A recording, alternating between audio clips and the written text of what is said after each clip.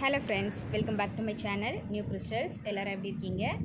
இன்றைக்கி நம்ம சேனலில் என்ன வீடியோன்னு பார்க்கறதுக்கு முன்னாடி இது வரைக்கும் நியூ கிறிஸ்டல் சேனலை சப்ஸ்கிரைப் பண்ணலன்னா மறக்காமல் ப்ளீஸ் நியூ கிறிஸ்டல் சேனலுக்கு சப்ஸ்கிரைப் பண்ணிக்கோங்க.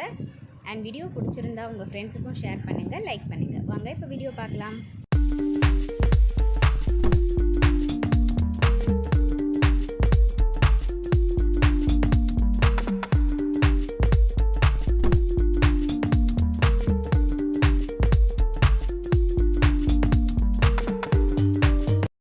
மாதிரி லாக்டவுன் சுச்சுவேஷனில் வீட்டில் இருக்கிற பெரியவங்களுக்கும் குழந்தைங்களுக்கும் வெளியில் எங்கேயும் போக முடியாது. அப்படிங்கிறதுனால வீட்டிலையே நம்ம ஹெல்த்தியாக சாப்பிட்றது ரொம்ப நல்லது.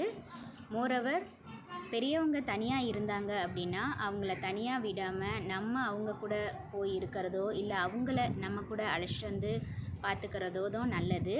ஏன்னா தனியாக இருந்தாங்கனாலே அந்த ஃபீலிங்கே அவங்களுக்கு ஒரு பேனிக்கை ஏற்படுத்தும். ஸோ முடிஞ்ச வரைக்கும் எல்லோரும் ஒன்றா இருந்து நம்ம இந்த சுச்சுவேஷன்லேருந்து வெளியில் வரதுக்கு பார்க்கலாம். இன்றைக்கி வ்ளாகில் என்னோட பிஸியான Sunday morning to evening routine தான் பார்க்க போகிறீங்க. இந்த லாக்டவுன் சுச்சுவேஷனில் அம்மாவை தனியாக இருக்க வேணான்னு சொல்லிட்டு வீட்டுக்கு அழைச்சிட்டு வந்துட்டேன். பல வருஷத்துக்கு அப்புறம் நானும் அம்மாவும் இந்த மதர்ஸ் டேக்கு ஒன்றா இருந்தோம். நம்ம அம்மாவையும் நாம் அம்மாவானதையும் பெருமையாக நினச்சி உங்கள் எல்லாருக்கும் belated happy mother's day wishes. எப்போதும் போல் மார்னிங் எழுந்ததும் காஃபியோ இல்லை டீயோ இல்லை டீடாக்ஸ் பவுடரோ ரெடி பண்ணுறதுக்கு ஹாட் வாட்டர் சூடுபடுத்தியாச்சு. அம்மா வந்திருக்காங்க அப்படிங்கிறதுனால ஃபில்டர் காஃபி போடுறதுக்கு ரெடி பண்ணியிருக்கேன். இந்த ஃபில்டர் காஃபி யூஸ் பண்ணும்போது ஒரு சின்ன ஸ்கின் கேர் டிப்ஸ் உங்கள் கூட ஷேர் பண்ணிக்க விரும்புகிறேன். அதாவது ஃபில்டரில் இருக்கிற ஓல்டு காஃபி பவுடரை அப்படியே நம்ம தூக்கி எறியாமல் அதை லைட்டாக நம்ம ஃபேஸில் அப்ளை பண்ணிவிட்டு மைல்டாக மசாஜ் பண்ணிவிட்டு வார்ம் வாட்டரில் வாஷ் பண்ணிட்டோம் அப்படின்னா நம்ம ஸ்கின்னில் இருக்கிற டெட் செல்ஸ் எல்லாம் ரிமூவ் ஆகி ஸ்கின் நல்லா ஷைனிங்காக இருக்கும்.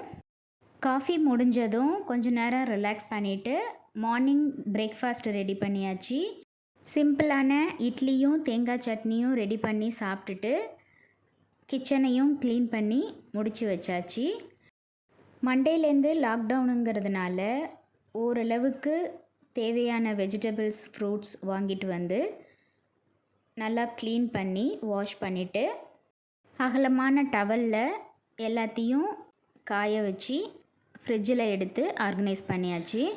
இப்போ இருக்கிற சுச்சுவேஷனுக்கு இந்த மாதிரி வாஷ் பண்ணுறது ரொம்ப முக்கியம். என்ன தான் நம்ம ரெகுலராக குக் பண்ணுறதுக்கு முன்னாடி வாஷ் பண்ணாலும் வெளியிலேருந்து வாங்கிட்டு வந்த உடனே இந்த மாதிரி மஞ்சத்தூள் உப்பு சேர்த்த தண்ணியில் வாஷ் பண்ணிவிட்டு யூஸ் பண்ணுறது ரொம்ப நல்லது. அடுத்து லஞ்சுக்காக எக் கிரேவி ரெடி பண்ண போகிறேன். இதுக்காக ஒரு பாத்திரத்தில் கொஞ்சமாக தண்ணி சூடுபடுத்தி அதில் 5 தக்காளி சேர்த்து ஒரு கைப்பிடி அளவுக்கு பூண்டு, கொஞ்சமாக இஞ்சி, ஒரு கைப்பிடி அளவுக்கு முந்திரி பருப்பு சேர்த்து ஒரு 5 மினிட்ஸ் கொதிக்க விட்டு ஆஃப் பண்ணிட்டேன். தக்காளி கொஞ்சம் வெந்ததும் அதோட ஸ்கின் எல்லாத்தையும் ரிமூவ் பண்ணிவிட்டு இந்த பொருட்கள் எல்லாத்தையும் சேர்த்து மிக்ஸி ஜாரில் ஆறுனதும் நல்லா ஃபைன் பேஸ்ட்டாக அரைச்சிக்கணும்.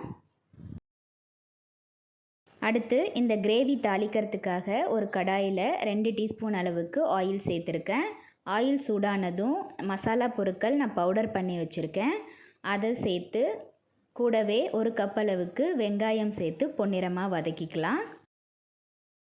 ஃப்ளேவருக்காக ஒரு கைப்பிடி அளவுக்கு கருவேப்பிலை சேர்த்துருக்கேன்.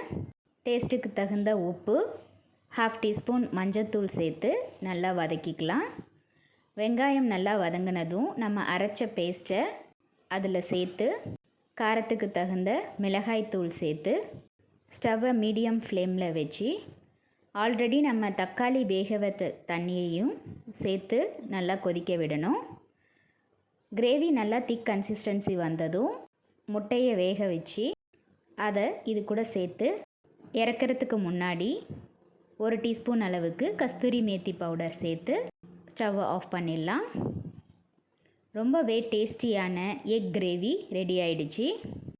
நம்ம கிச்சனில் குக் பண்ண உடனேயே கிச்சனில் க்ளீன் பண்ணிட்டோம் அப்படின்னா க்ளீன் பண்ணுறதும் ரொம்ப ஈஸி, டைமும் ரொம்ப சேவ் ஆகும். நான் ரெகுலராக ஃபாலோ பண்ணுறதும் இதே தான். இதனால் நமக்கு டைம் ரொம்ப சேவ் ஆகும். ஈவினிங் ஸ்நாக்ஸாக சமோசா ரெடி பண்ணுறதுக்கு முதல்ல சமோசா ஷீட் ரெடி பண்ணுறதுக்கு ஒரு பவுலில் 1 கப் அளவுக்கு மைதா மாவு எடுத்திருக்கேன்.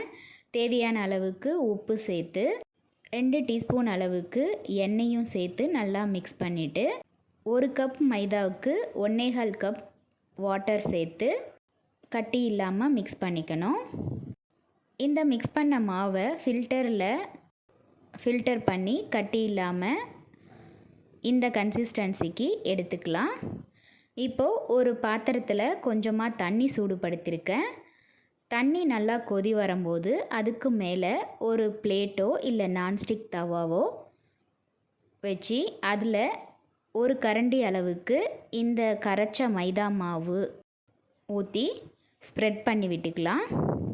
ஒரு 5 மினிட்ஸ் நல்லா குக் ஆனவுடனே அந்த ஷீட் தானாகவே எடுக்க வரும். இப்போது சமோசா ரெடி பண்ணுறதுக்கு ஷீட் ரெடியாக இருக்குது. இந்த ஷீட்டை நம்ம தேவையான சைஸுக்கு கட் பண்ணிக்கலாம்.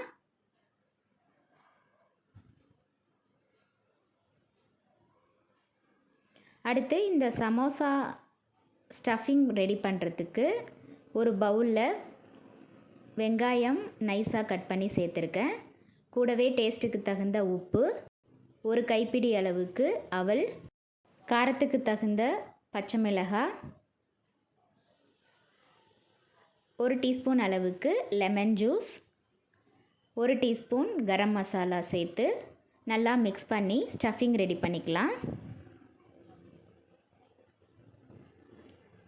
அடுத்து நம்ம ரெடி பண்ண சமோசா ஷீட்டை ட்ரையாங்குலர் ரோல் பண்ணி ஆனியன் ஸ்டஃபிங்கை உள்ளே ப்ளேஸ் பண்ணி சைடில் எல்லாத்தையும் மைதா மாவு பேஸ்ட் பண்ணி சமோசா ரெடி பண்ணிக்கலாம்.